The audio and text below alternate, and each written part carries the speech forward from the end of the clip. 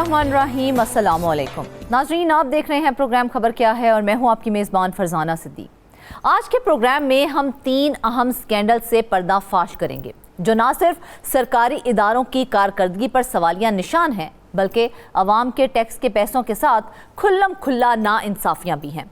कहीं अरबों रुपए के मंसूबे सालों से अधूरे पड़े हुए हैं तो कहीं अवाम को सहूलत देने के नाम पर पैसा खर्च तो हुआ है लेकिन सहूलत आज तक नहीं मिल सकी है, और कहीं तालीम और सेहत जैसे बुनियादी शोबों में खुलेआम लूटमार जारी है। नाज़रीन, प्रोग्राम के पहले हिस्से में हम बात करेंगे कराची की, जहां पर सिंध टेक्स्ट बुक बोर्ड जामशोरों में मुबैना करप्शन और बेज़ाब्तियों के मामलात रुक ही नहीं पा रहे हैं। इस बारे में बात करने के लिए हमें ज्वाइन करेंगे जाहिद खोखर, जबकि प्रोग्राम के दूसरे हिस्से में हम रुख करेंगे मुल्तान का, जहां पर डिस्ट्रिक्ट हेल्थ अथॉरिटी में माली बेज़ाब्तियों का एक और स्कैंडल सामने आ गया है। मजीद इस बारे में बताने के लिए हमें ज्वाइन करेंगे ज़हीर अब्बास, और प्रोग्राम के आखिरी हिस्से में हम जिक्र करेंगे हैदराबाद का, जहां पर 12 साल गुजर जाने के बावजूद मेडिकल कॉलेज जो है वो मुकम्मल ही नहीं हो सका और तलबा अब भी इस सहूलत से महरूम है। इस पर बात करने के लिए हमारे साथ मौजूद होंगे हमीदुर रहमान। नाज़रीन, चलते हैं अपनी पहली स्टोरी की जानिब। आपको बताएं कि हर गुजरते दिन के साथ नए स्कैंडल्स और नए इंकशाफात सामने आ रहे हैं, और अफसोस की बात तो ये है कि ये सब कुछ उन इदारों में हो रहा है जिनका ताल्लुक बराह रास्त इंसानी ज़रूरियात से है। सिंध टेक्स्ट बुक बोर्ड जामशोरों में मुबैना करप्शन और बेज़ाब्तियों के मामलात रुक ही नहीं पा रहे हैं। आइंदा तालीमी साल के लिए तदरीसी किताबों की छपाई में भी बड़े पैमाने पर करप्शन के मामलात सामने आए हैं, और सेप्रा ने कानून की खिलाफ वर्जी और बेज़ाब्तियों की निशानदही भी कर दी है। मुलव्वस अफसरान के खिलाफ कार्रवाई की सिफारिश कर दी गई है। मज़ीद तफसीलात बताने के लिए हमें ज्वाइन किया नुमाइंदा कराची जाहिद खोखर ने। जाहिद, सबसे पहले तो ये बताइए कि सेप्रा ने सिंध टेक्स्ट बुक बोर्ड के 5 अरब रुपए के टेंडर्स में जो संगीन बेज़ाब्तियां सामने लाई हैं उनकी असल नौइयत क्या है और ये मामला इतना संगीन क्यों समझा जा रहा है? Thank you so much. और सिंध टेक्स्ट बुक बोर्ड के हवाले से जो बेज़ाब्ती, करप्शन और दीगर जो मामलात थे उसके गुज़श्ता प्रोग्राम में भी हमने अपने नाज़रीन को बताया था, और ये जो मामला सामने आया है कि सेप्रा की तरफ कुछ पब्लिशर्स गए और उन्होंने एतराज़ात उठाए कि ये जो कानून की खिलाफ वर्जी करके जो कवायद और ज़वाबित हैं उनके ख़िलाफ़ जाके जो अपने मनपसंद ठेकेदार हैं या पब्लिशर्स हैं उनको ये ठेके दिए गए हैं, जिसके बाद उन्होंने जो इसकी रिव्यू कमेटी तश्कील दे दी गई। और ये बुनियादी तौर पर जो एकेडमिक साल जो अभी आने वाला है गुज़श्ता 2026-27 उसके लिए जो दरसी किताब हैं उनके जो कॉन्ट्रैक्ट दिए गए थे मुख्तलिफ ठेकेदारों को, उसके हवाले से ये रिव्यू कमेटी बनाई गई, और इस रिव्यू कमेटी ने अपना डिसीजन दे दिया, जो मामलात का जायज़ा लिया, और कहा गया है कि सरकारी ख़जाने को इस अमल से तकरीबन 9 करोड़ रुपए का नुकसान इब्तदाई मरहले में हुआ है, जो मुख्तलिफ उन्होंने पोर्शंस के हवाले से पॉइंट आउट किया। 5 रुकनी की रिव्यू कमेटी ने प्रोक्योरमेंट के चेयरमैन जो बनाए गए थे नुसरत सहतो साहब, उस समेत 5 अफसरान के ख़िलाफ़ डिपार्टमेंटल एक्शन रिकमेंड किया है कि महकमे को चाहिए कि उनके खिलाफ कार्रवाई करें ताकि इस तरह के मामला जो है वो सामने ना आ सके। सिंध में लाखों बच्चों को मुफ्त कुतुब की तरसील में उन्होंने ये सेप्रा ने कहा है कि बेकायदगियाँ सामने आई हैं, और आइंदा तदरीसी साल पर पैकेजेस के टेंडर में सेप्रा रूल्स की संगीन खिलाफवर्जी की गई है। मनपसंद पब्लिशर्स को अरबों रुपए के काम देने और नए कॉन्ट्रैक्टर्स का रास्ता रोकने की शिकायत पर ये बड़ा कदम जो है वो सामने आया, और सेप्रा रिव्यू कमेटी ने प्रोक्योरमेंट कमेटी के चेयरमैन और मेंबरान पर महकमा जात कार्रवाई की सिफारिश की है। जो एक कमेटी जो बनाई गई थी 5 रुकनी, जिसके चेयरमैन हैं मौजूदा मैनेजिंग जो डायरेक्टर हैं सेप्रा के गुलाम कादर तालपुर साहब हैं, उसके साथ उनकी कमेटी में जो PND के जो चीफ ऑफ सेक्शन हैं फरमान अली जानजो साहब वो उसमें शामिल थे, और एक इंडिपेंडेंट प्रोफेशनल मेंबर के तौर पे थे जिसमें हाजी सहतो साहब वो भी इसमें शामिल थे, नाजिम हाजी ये मेंबर है सेप्रा के वो शामिल थे, और 5वें जो मेंबर हैं वो भी सेप्रा की तरफ से जो है वो अब्दुल समी कहर जो है वो शामिल थे। उन्होंने ये डिसीजन दे दिया है, अब लिखा है कि आप इनके खिलाफ कार्रवाई करें। सेक्रेटरी एजुकेशन को भी कहा गया है कि आप इस मामले को देखें और जो जो कवायद और ज़वाबित की खिलाफ वर्जी हुई है उस पर आप अपनी कार्रवाई करें। ये नज़र इस तरह से आ रहा है क्योंकि ये मामला जो है वो कोई आज के नहीं है, कई सालों से सिंध टेक्स्ट बुक बोर्ड में ये मामला चल रहे हैं और उसको एड्रेस करना हुकूमत की ज़िम्मेदारी होती है। और ख़ास तौर पर सिंध हुकूमत में जो लोग बैठे हुए हैं वो अरबों रुपए इसी तरह से जारी किए जाते हैं ताकि जो बच्चे ہیں وہ مفت تدریسی کتابیں جو ہیں وہ حاصل کریں. ہمیشہ اس طرح سے ہوا ہے کہ جس طرح سے تعلیمی سال شروع ہو جاتا ہے مگر اسی جو قواعد ضوابط کی خلاف ورزی ہوتی ہے, جو اب اپنے من پسند پبلشرز ہوتے ہیں ان کو نوازا جاتا ہے. جس طرح سے ہم نے بتایا بھی تھا کہ جو پبلشرز ہیں جنہوں نے وقت پر یہ کتابیں نہیں چھاپی تھی ان پر قانونی طور پر جرمانے عائد کیے جانے تھے جو بھی ان سے ویو آف کیے گئے.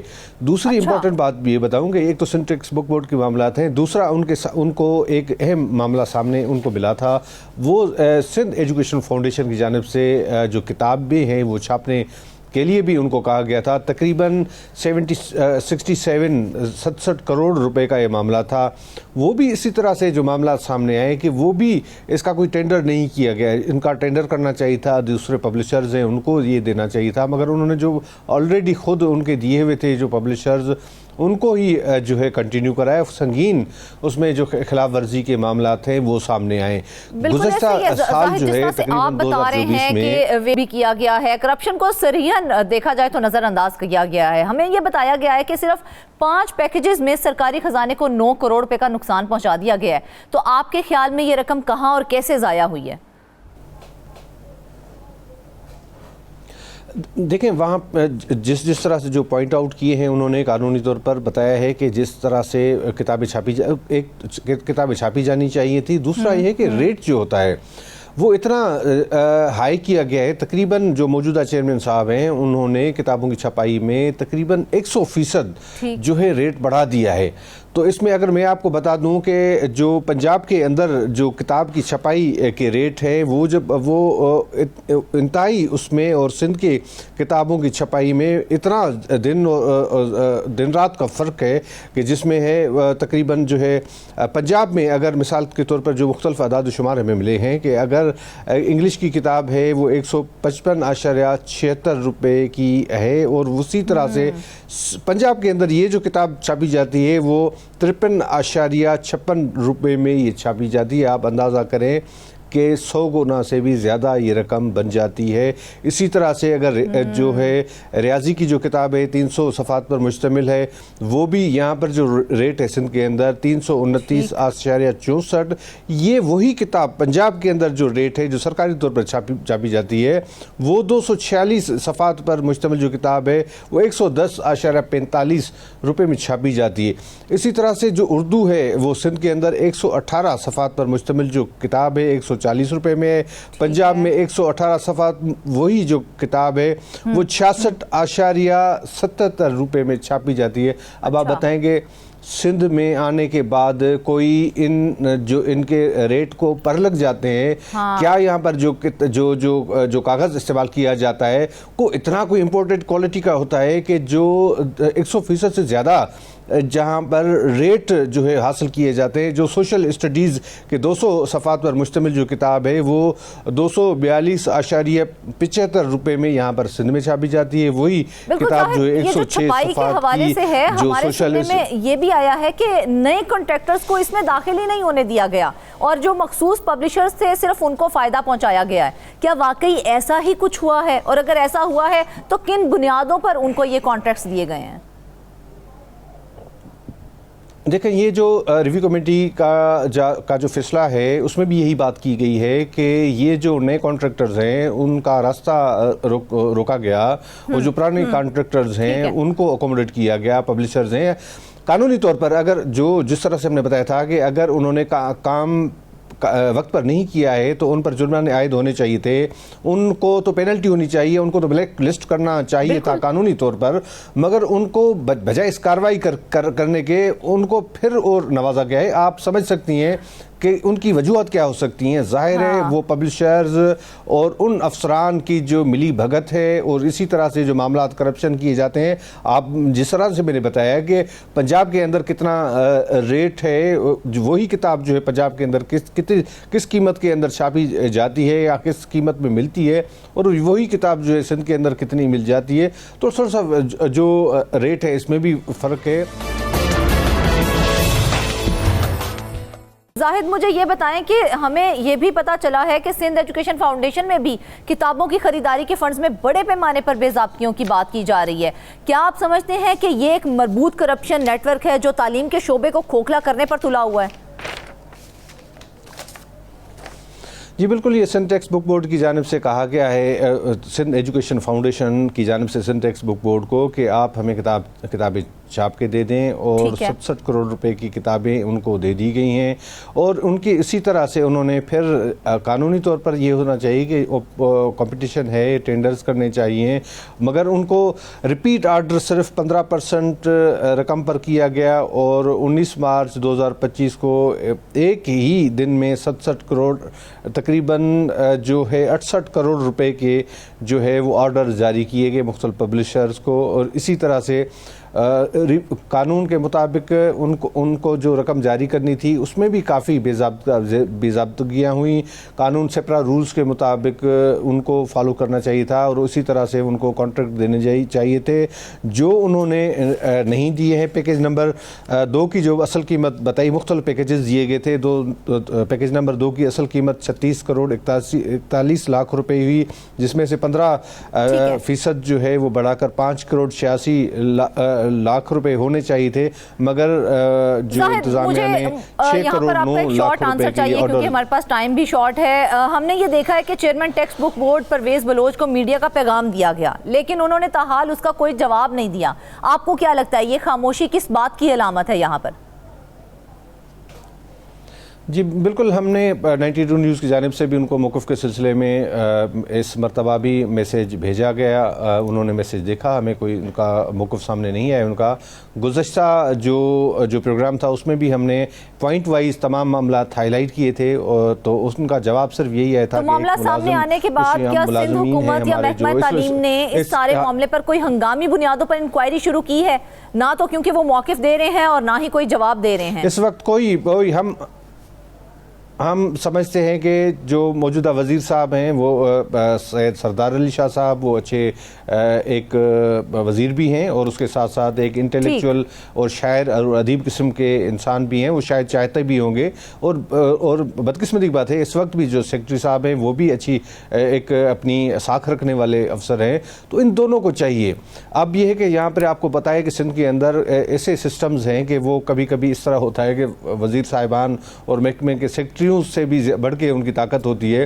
تو یہ معاملہ نہیں ہونا چاہیے. ان دونوں کو، صوبائی وزیر صاحب کو بھی اور سیکرٹری صاحب کو بھی ایکشن لینا چاہیے. بالکل ایکشن لینا چاہیے. اور ہماری ہی گزارش ہے کہ سندھ حکومت، محکمہ تعلیم اور احتساب کے ادارے اس معاملے کو سنجیدگی سے لیں، کیونکہ اگر اب بھی خاموشی اختیار کی گئی، اگر جواب دہی نہ کی گئی، تو آنے والی نسلیں ہمیں کبھی معاف نہیں کریں گی. ناظرین، اب ہم آپ کو بتائیں گے کہ ملتان ڈسٹرکٹ ہیلتھ اتھارٹی میں کروڑوں روپے سے زائد کی مبینہ بے ضابطگیاں سامنے آئی ہیں. ادویات، طبی آلات اور دیگر اشیاء کی خریداری میں قواعد کی دھجیاں اڑا دی گئی ہیں. آڈیٹر جنرل نے افسران کو براہ راست ذمہ دار ٹھہرایا ہے، لیکن کارروائی آج بھی شروع نہیں ہو سکی ہے. اسی اہم موضوع پر تفصیل سے گفتگو کرنے کے لیے ہم موجود ہیں ظہیر عباس. ظہیر، سب سے پہلے تو یہ بتائیں نا کہ یہ جو ڈسٹرکٹ ہیلتھ اتھارٹی میں 11 کروڑ روپے سے زائد کی مبینہ بے ضابطگیاں ہوئی ہیں، یہ کن طریقوں سے کی گئی ہیں؟ کیا آپ تفصیل بتا سکتے ہیں تاکہ ہمارے ناظرین بھی جان سکیں؟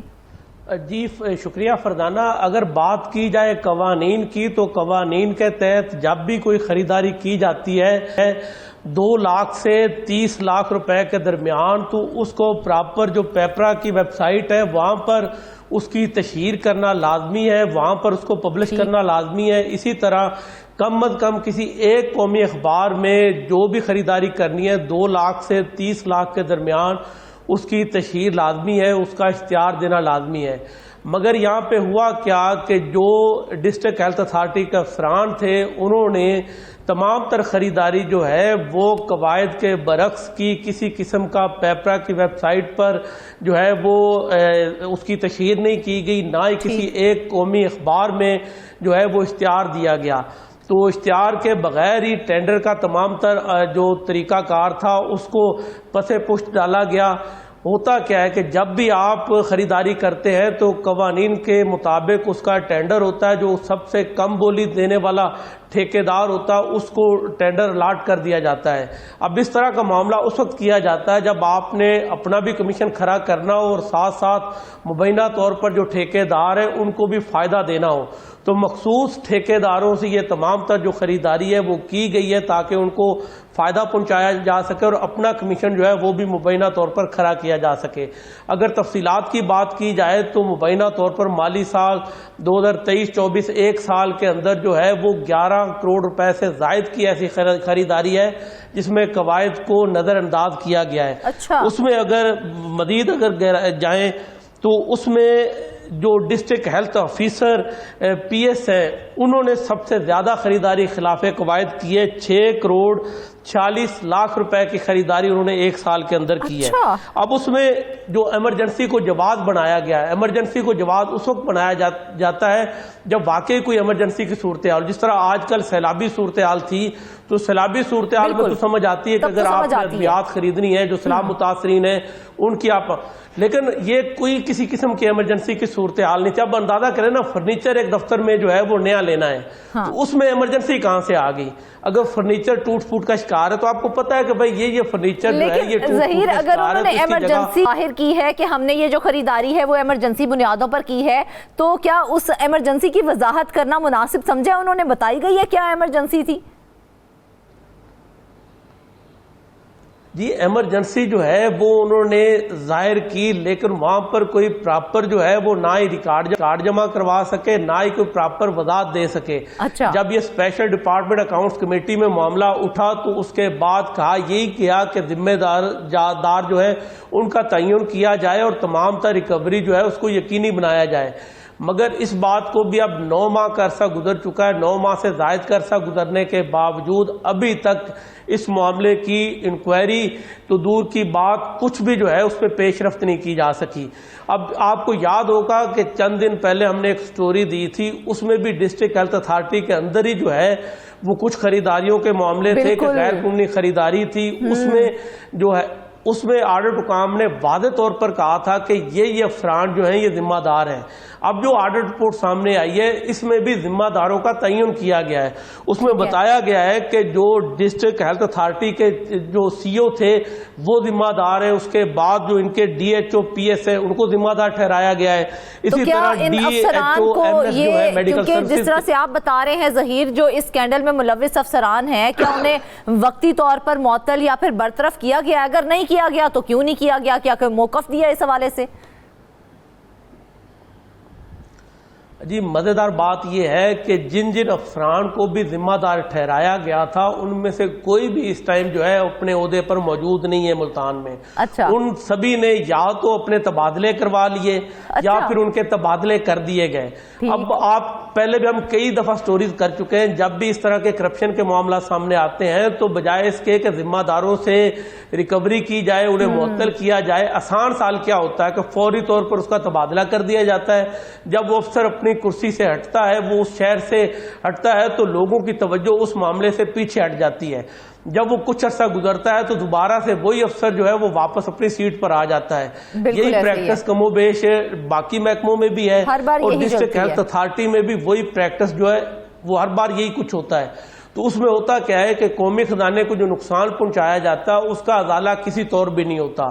تو اس معاملے میں بھی ابھی تک کسی قسم کی پیش رفت نہیں کی گئی، بس یہی ہوا کہ کچھ افسران نے خود سے تبادلے کروا لیے اور کچھ کے جو ہے وہ تبادلے کر دیے گئے، یہی اس میں پیش رفت ہے، اس کے علاوہ کچھ بھی نہیں ہے۔ دوسری جانب جو اینٹی کرپشن میں معاملات چل رہے ہیں ان کا بھی ابھی تک کوئی خاطر خواہ نتیجہ سامنے نہیں آیا۔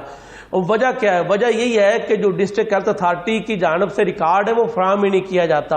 ایون کہ اس معاملے میں جس کو ہم ڈسکس کر رہے ہیں اس میں بھی جو تمام ریکارڈ ہے وہ جب آڈٹ ٹیم نے آڈٹ کیا تو انہوں نے طلب کیا، جس کے بعد انہوں نے دیکھا کہ بھئی اس معاملے میں بے ضابطگیاں کی گئی ہیں۔ اس کے بعد جب اینٹی کرپشن میں اس سے ملتے جلتے معاملات گئے تو جو ڈسٹرکٹ ہیلتھ اتھارٹی ہے انہوں نے وہ متعلقہ ریکارڈ ہی فراہم نہیں کیا، جس کی وجہ سے درجن سے زائد انکوائریاں ہیں۔ ہمیں یہ بھی پتا چلا ہے کہ آڈیٹر جنرل آف پاکستان کی جو رپورٹ پیش کی گئی ہے ان میں چند افسران کو براہ راست ذمہ دار ٹھہرایا گیا ہے، تو کیا ان پر کوئی کارروائی ہوئی ہے؟ جی جس طرح کہ میں نے آپ کو پہلے بتایا کہ اس میں کچھ ایسے افراد ہیں جن کی واضح طور پر نشاندہی کی گئی ہے، مگر ان کے خلاف کسی قسم کا ایکشن نہیں ہوا۔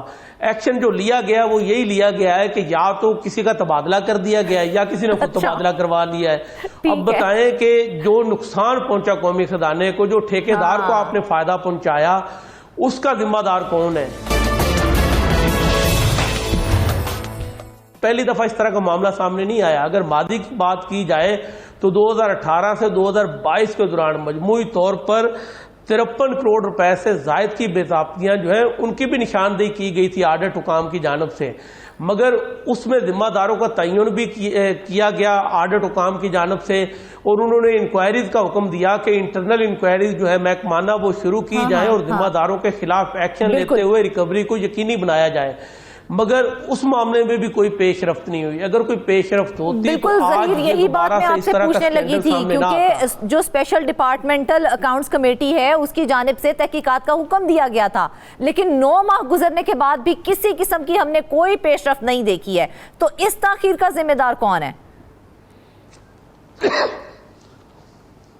جی آپ کو یاد ہوگا کہ کچھ دن پہلے ہم نے اسی ڈسٹرکٹ ہیلتھ اتھارٹی میں جو ڈیلی ویجز ملازمین کی بھرتیاں تھی غیر قانونی طور پر، ان کی نشاندہی کی گئی تھی، تو اس میں بھی جو ڈپارٹمنٹل اکاؤنٹس کمیٹی ہے انہوں نے ایک عدالتانہ انکوائری کی ہدایت کی تھی کہ جس میں ڈپٹی کمشنر آفس کا نمائندہ بھی موجود ہو، جو ہیلتھ ڈپارٹمنٹ جنوبی پنجاب ہے ان کا نمائندہ بھی موجود ہو، تاکہ شفاف انکوائری ہو سکے، لیکن وہ انکوائری ابھی تک شروع نہیں کی جا سکی۔ اندازہ کریں کہ 265 جو ہیں وہ ملازمین غیر قانونی طور پر ڈیلی ویجز پر بھرتی کیے گئے تھے، اور وہ ثابت بھی ہو گیا کہ ان میں سے کئیوں کے جو ہے وہ تعلیمی اسناد بوگس ہیں، کئیوں نے انٹرویو نہیں دیا، کئیوں نے وہ جو پروسیس تھا جو ریکروٹمنٹ کا اس میں بھی وہ ظاہر نہیں ہوئے، لیکن اس کے باوجود ان کے آرڈر کر دیے گئے، انہیں نوکریوں پر رکھ لیا گیا۔ تو اس طرح کے معاملات پہلے بھی سامنے آ چکے ہیں کہ بالکل جس طرح سے آپ بتا رہے ہیں کہ اس طرح کے معاملات جو ہیں پہلے بھی سامنے آ چکے ہیں۔ اگر ہم 2018 سے 22 تک کی بات کریں نا تو 53 کروڑ روپے کی بے ضابطگیوں کا انکشاف ہوا تھا، کیا ان معاملات پر آج تک کوئی کارروائی ہوئی؟ جی اس میں بھی یہی تھا نا کہ اسٹیشنری کی خریداری تھی، فرنیچر کی خریداری تھی، جو سٹور آئٹمز ہیں ان کی خریداری تھی، اسی طرح کچھ مشینری کی خریداری تھی، ساتھ ساتھ جو لیب اکوپمنٹ ہے ان کی خریداری تھی۔ اس وقت بھی یہی جواز گھڑا گیا تھا کہ بھئی ایمرجنسی بنیادوں پر ہمیں جو ہے تمام تر خریداری کرنا پڑی ہے۔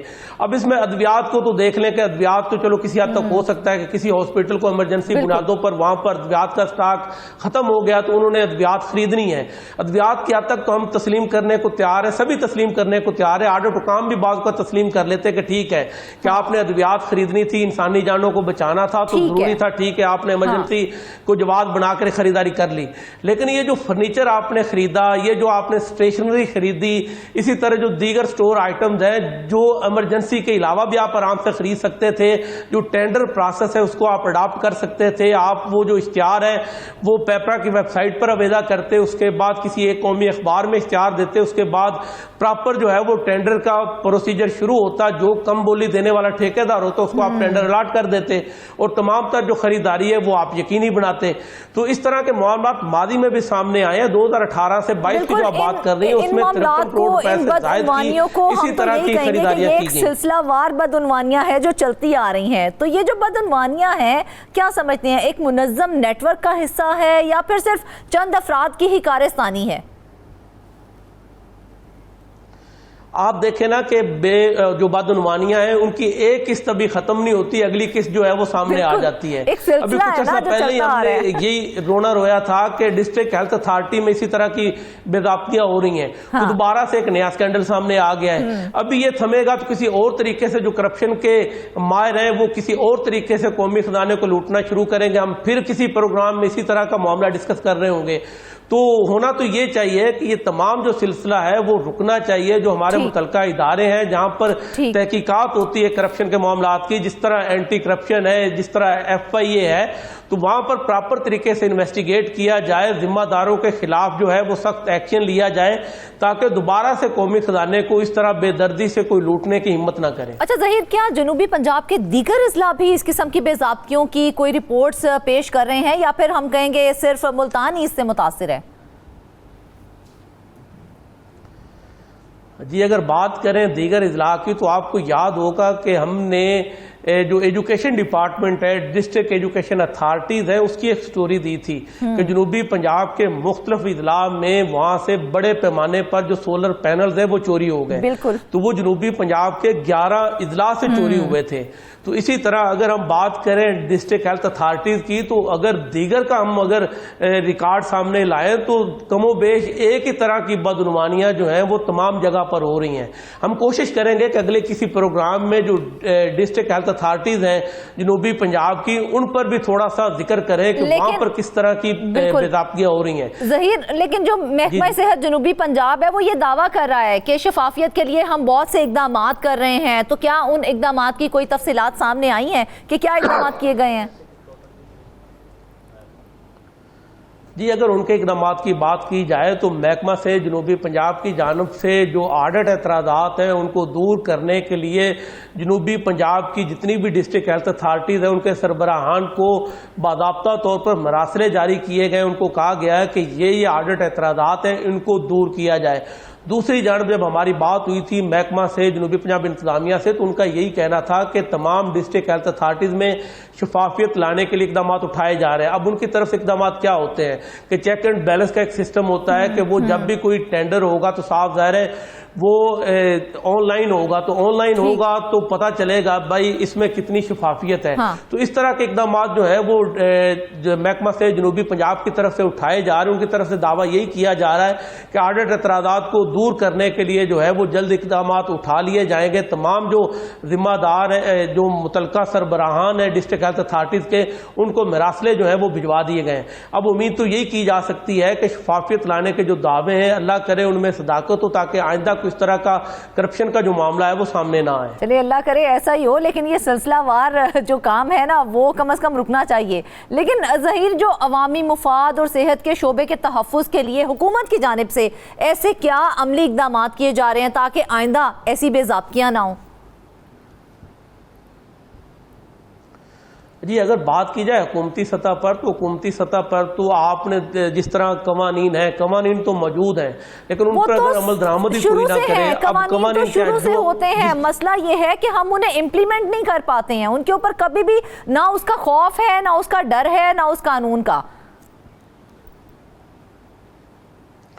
یہ آپ دیکھیں نا کہ حکومت نے تو ایک لائن دے دی, انہوں نے بتا دیا کہ جتنی بھی خریداری ہوگی وہ آپ کی آن لائن ہوگی. تمام جو متعلقہ افراد ہیں ان کے پاس جو ہے وہ آن لائن سارا ریکارڈ موجود ہوگا, پتہ چلے گا کہ کتنی شفافیت اس میں ہے. اسی طرح اگر میڈیسن کی ڈسٹریبیوشن ہے تو وہ بھی ساری جو ہے وہ آن لائن ہے.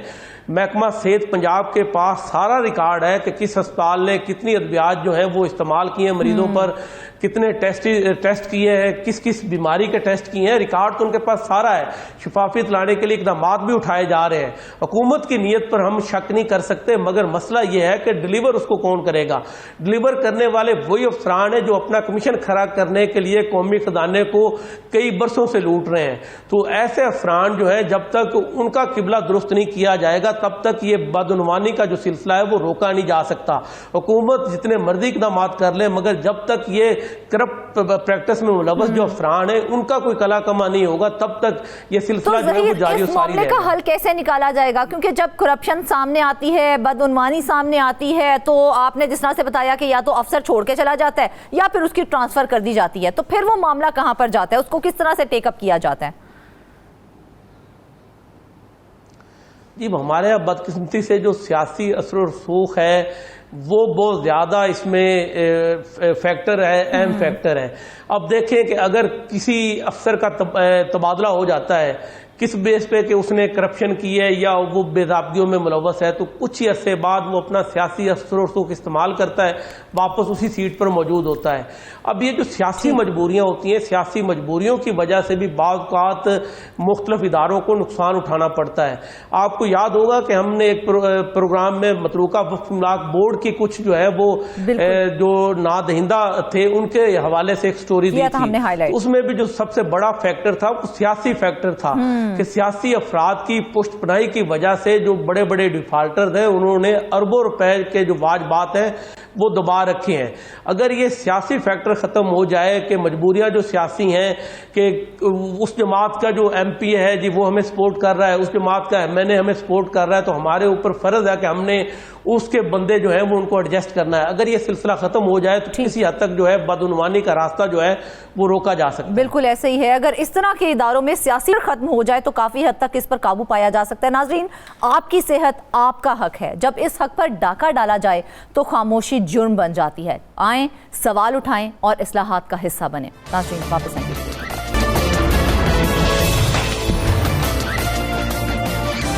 वेलकम बैक नाज़रीन। रुख करेंगे हम सिंध का, क्योंकि सिंध का दूसरा बड़ा शहर हैदराबाद मेडिकल कॉलेज से आज भी महरूम है। सिंध असेंबली ने 2012 में कराची, हैदराबाद और मीरपुर खास में मेडिकल कॉलेजेस बनाने की मंजूरी दी थी। हैदराबाद में कोसार मेडिकल कॉलेज के लिए अरबों रुपए मुख्तस भी किए गए, जबकि मेडिकल कॉलेज को 3 साल में मुकम्मल होना था, लेकिन बदकिस्मती से वो आज भी मुकम्मल नहीं हो सका है। इस संगीन मामले पर मजीद बात करने के लिए हमारे साथ हैं ब्यूरो चीफ हमीदुर रहमान। हमीद, सबसे पहले मुझे ये बताइए कि 2012 में सिंध असेंबली से मंजूरी के बावजूद हैदराबाद मेडिकल कॉलेज 11 साल बाद भी मुकम्मल क्यों नहीं हो सका है? जी बिल्कुल, हैदराबाद सिंध का दूसरा बड़ा शहर होने के बावजूद मेडिकल कॉलेज से महरूम है। सिंध हुकूमत ने 2012 में सिंध के 3 शहरों में मेडिकल कॉलेज बनाने के हवाले से सिंध असेंबली से इसकी मंजूरी दी और उसके मुताबिक कराची में लांडी के मकाम पर एक मेडिकल कॉलेज बनना था, हैदराबाद में और एक मेडिकल कॉलेज मीरपुर खास में बनाने की सिंध असेंबली ने मंजूरी दी और इसके लिए बजट भी मुख्तस किया गया। हैदराबाद में जो मेडिकल कॉलेज बनना था वो गुलिस्तान सरमस के मकाम पर 10 एकड़ की अराजी उसके लिए रखी गई। कोसार मेडिकल कॉलेज के नाम से ये मंसूबा शुरू किया गया और मंसूबे को 3 साल में मुकम्मल होना था, यानी 2015 में इस मंसूबे को मुकम्मल होना था। लेकिन अफसोस के साथ कहना पड़ता है कि 2015 तक ये मंसूबा मुकम्मल नहीं हो सका। सिर्फ 60% काम 2015 तक हुआ और उसके बाद फिर इस पर काम शुरू हुआ और 2018 में जब फंड रिलीज किए सिंध हुकूमत ने तो इस पर कुछ काम हुआ और उसके बाद काम फिर रुक गया। लेकिन हमारी इत्तलात के मुताबिक हमें ये पता चला था कि जब 2018 तक 80% काम मुकम्मल हो चुका था इसका, तो इसके बाद 5 साल में सिर्फ 5% काम बाकी था। तो क्यों मुकम्मल नहीं हो सका? असल रुकावट उसमें क्या आई? जी बिल्कुल, इसमें जो काम शुरू हुआ इसका उसके बाद इसको 3 साल में मुकम्मल होना था और 2018 में 80% काम इस पर हो गया था। 90 करोड़ रुपए की रकम जो है वो इस पर खर्च कर दी गई। लेकिन अफसोस के साथ कहना पड़ता है कि उसके बाद फिर सिंध हुकूमत ने इस पर काम रोक दिया, फिर फंड रिलीज नहीं किए गए। आखिरी बार जो है वो 3 करोड़ से जायद की रकम इस पे जो है सिंध हुकूमत ने रिलीज की थी और उसके बाद फिर 2019 में कोरोना आ गया और उसके बाद फिर जो है वो इस पर काम नहीं हो सका। अब सूरत हाल ये है कि तकरीबन 80% जो काम है मेडिकल कॉलेज का वो मुकम्मल हो चुका है। इसमें जो है वो मेन कैंपस बन चुका है, गर्ल्स और बॉयज हॉस्टल बन चुके हैं, फैकल्टी हॉस्टल बन चुका है, पैरामेडिकल स्टाफ और डॉक्टर्स की रिहाइशगाहें बन चुकी हैं। तकरीबन 80% का जो इंटरनल काम है वो हो चुका है। अब एक्सटर्नल काम बाकी है जिसमें मशीनरी की खरीदारी है, दरवाजे, खिड़कियां और उसके अलावा दीगर जो काम है वो इसमें होना है। लेकिन अफसोस के साथ कहना पड़ता है कि ये काम जो है वो उस पर 2019 के बाद अगर कह लें 2018 के बाद उस पर काम रोक दिया गया। मेडिकल कॉलेज भी नहीं बनाया जा रहा क्योंकि हैदराबाद के लोगों का यही मुतालबा है। इरादे तो देखा जाए तो आए दिन बदलते रहते हैं, लेकिन देखा जाए तो तलबा गुज़िश्ता कई सालों से मेडिकल कॉलेज की सहूलत से हमें महरूम दिखाई दे रहे हैं। उनके लिए हुकूमत ने कोई अबूरी हल या मुतबादिल सहूलत फराहम की फिर अपने इरादों के पेश नज़र? جی بالکل، جس طرح میں نے آپ کو بتایا کہ حیدرآباد سندھ کا دوسرا بڑا شہر ہے، 35 لاکھ نفوس پر مشتمل اس کی آبادی ہے، لیکن اس کے باوجود یہاں پر نہ کوئی میڈیکل کالج ہے، نہ کوئی انجینئرنگ کالج ہے، نہ اس کے علاوہ کوئی جنرل یونیورسٹی حیدرآباد میں بنائی گئی ہے، جبکہ میں آپ کو بتاؤں کہ حیدرآباد سے کئی گنا چھوٹے شہر، اگر میں مثال دوں نواب شاہ کی، تو نواب شاہ میں 4 یونیورسٹیاں ہیں، ایک میڈیکل یونیورسٹی ہے، ایک انجینئرنگ یونیورسٹی ہے، اس کے علاوہ 2 یونیورسٹیاں اور ہیں، تو اتنے چھوٹے شہر میں 4 یونیورسٹیاں ہیں، ٹھیک ہے وہ پیپلز پارٹی کے حوالے سے صدر مملکت آصف زرداری کا شہر کہلاتا ہے، اچھی بات ہے نواب شاہ میں ہونی چاہیے، لیکن جو سندھ کا دوسرا بڑا شہر ہے اس کو کیوں نظر انداز کیا جا رہا ہے، یہ سوال ہے، اور اس سوال کا جواب سندھ حکومت کے پاس اس لیے نہیں ہے کہ جس طریقے سے ہم دیکھتے ہیں کہ ہمارے یہاں پہ تقسیم کی سیاست ہے، ووٹ بینک کی سیاست ہے، تو شاید سندھ حکومت یہ سمجھتی ہے، پیپلز پارٹی یہ سمجھتی ہے کہ حیدرآباد میں ان کا اسٹیک نہیں ہے، اور حیدرآباد میں اگر یہ میڈیکل کالج بن جائے گا تو شاید ان کو کوئی سیاسی طور پر فائدہ نہیں ہوگا، لیکن میں سمجھتا ہوں کہ اگر پیپلز پارٹی یہ کام مکمل کرتی ہے تو یہ پیپلز پارٹی کو ایک بہت بڑا اس کا کریڈٹ جائے گا۔ بلاول بھٹو سے یہ اپیل کی گئی ہے کہ بلاول بھٹو اس منصوبے کو مکمل کریں، وہ خود آ کے اس کا افتتاح کریں۔ اگر ایک میڈیکل کالج حیدرآباد میں بنتا ہے، ہمیں صرف سیاسی اعلانات تک محدود ہی دکھائی دے رہا ہے، کیونکہ اگر واقعی حکومت کی نیت ہوتی تو اسے مکمل ہو جانا چاہیے تھا۔ بالکل ایسا ہی ہے، اگر حکومت کی اس میں نیت ہوتی تو وہ منصوبہ جو 80% مکمل ہو چکا ہے، یعنی کہ اب اس میں اتنا زیادہ کام نہیں ہے، صرف 20% کام ہے، بلڈنگ بن چکی ہے، مین کیمپس بن چکے ہیں، ہاسٹل بن چکے ہیں، صرف تھوڑا سا 20% کام ہے۔ اگر حکومت ریوائز پی سی منظور کر لیتی ہے تو یہ کالج بآسانی تیار ہو سکتا ہے، لیکن وہی بات ہے حکومت کی سنجیدگی نظر نہیں آ رہی۔ بارہا مطالبہ کیا جاتا ہے، شہریوں کی جانب سے مطالبہ کیا جا رہا ہے کہ یہ منصوبہ مکمل کیا جائے، اس سے حیدرآباد کے شہریوں کا فائدہ ہے، حیدرآباد کے قرب و جوار میں رہنے والے لوگوں کا فائدہ ہے، خواہ وہ کوئی سی بھی زبان بولتے ہو، سب کا فائدہ ہے، لیکن حکومت جو ہے وہ اس حوالے سے سنجیدہ نظر نہیں آ رہی۔ اب میں اس میں آپ کو ایک اور بات بتاؤں حکومت کی سنجیدگی کا، کہ 2025 اور 26 کا جو بجٹ رکھا گیا ہے اس میں حکومت نے اس منصوبے کے لیے صرف 2 کروڑ روپے مختص کیے۔ اب آپ اندازہ لگائیں کہ یہ منصوبہ اب 2 کروڑ روپے کا ہے کہ جس کے لیے بجٹ میں 2 کروڑ روپے رکھے جا رہے ہیں، اور ایک طرف ریوائز پی سی 3 ارب 98 کروڑ روپے کی بھیجی گئی ہے، تو آپ اندازہ لگائیں کہ مطلب حکومت ایک طرف تو یہ دعویٰ کرتی ہے کہ ہم اپنے جاری ترقیاتی کاموں کو پہلے مکمل کریں گے، بعد میں کوئی نیا ترقیاتی منصوبہ لائیں گے، تو ایک وہ منصوبہ جو 2012 سے التوا کا شکار ہے، وہ منصوبہ 13 سال گزر جانے کے باوجود حکومت سندھ مکمل کرنے کے لیے تیار نہیں ہے۔ حکومت بڑی ہی غیر سنجیدہ دکھائی دے رہی ہے اس معاملے کے حوالے سے، لیکن چونکہ معاملہ اب سامنے آ چکا ہے تو جو افسران اور ادارے اس منصوبے میں تاخیر کے ذمہ دار ہیں، کیا ان کے خلاف ابھی تک کوئی کارروائی کی گئی ہے یا کی جا رہی ہے؟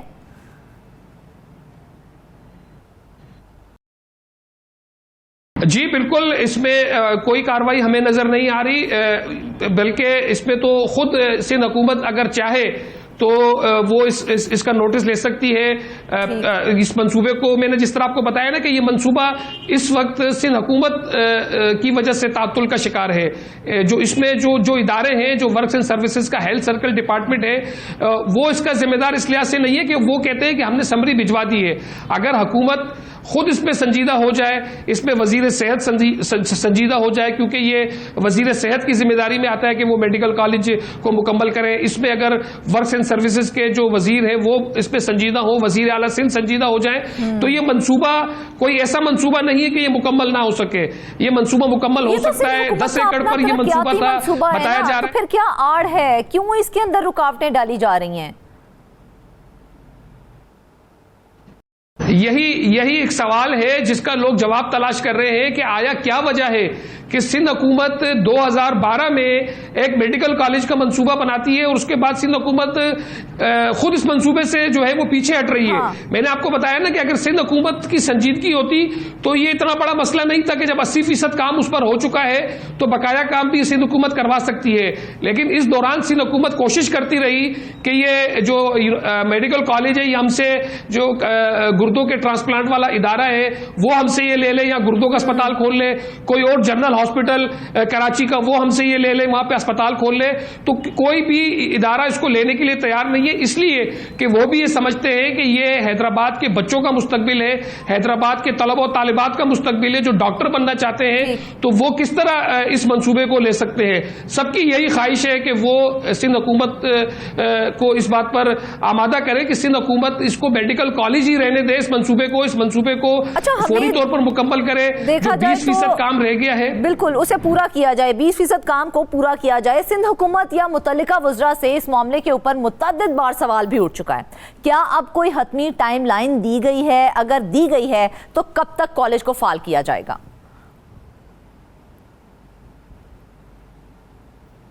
کوئی ٹائم لائن نہیں دی جا رہی اس حوالے سے. سندھ حکومت کے جتنے وزراء ہیں وہ جب حیدرآباد آتے ہیں ان سے یہ سوال کیا جاتا ہے, چاہے اس میں وزیر اعلیٰ سندھ ہو, بلکہ میں آپ کو بتاؤں کہ ابھی حال ہی میں چیئرمین پاکستان پیپلز پارٹی بلاول بھٹو زرداری حیدرآباد تشریف لائے تھے. گزشتہ ماہ حیدرآباد میں انہوں نے ایک پارک کا افتتاح کیا, نیاز اسٹیڈیم کی تزئین و آرائش کا افتتاح کیا. تو ان سے یہ سوال کیا گیا کہ یہ میڈیکل کالج کا منصوبہ ہے, 13 سال ہو گئے اب تک مکمل نہیں ہو سکا ہے. تو بلاول بھٹو صاحب نے بھی اس کے بارے میں یہی کہا کہ وہ اس کے بارے میں وزیر اعلیٰ سندھ سے بات کریں گے, اور ایک مبہم سا جواب دیا. اس کے باوجود اب تک اس میں کوئی عمل درآمد ہوتا ہوا نظر نہیں آ رہا. بالکل ایسے ہی ہے ناظرین, انتہائی افسوس کا مقام ہے. ہم آج پھر وہی سوال دہرا رہے ہیں کہ اگر فنڈز مختص ہو چکے تھے, اگر 85% کام مکمل ہو چکا تھا, تو پھر یہ منصوبہ مکمل طور پر فعال کیوں نہیں ہو سکا؟ عوام کو وضاحت نہیں, عمل چاہیے. ناظرین اس کے ساتھ ہی آج کے پروگرام سے بس اتنا ہی. ڈھیر ساری دعاؤں میں یاد رکھے گا. اجازت دیجیے, اللہ حافظ.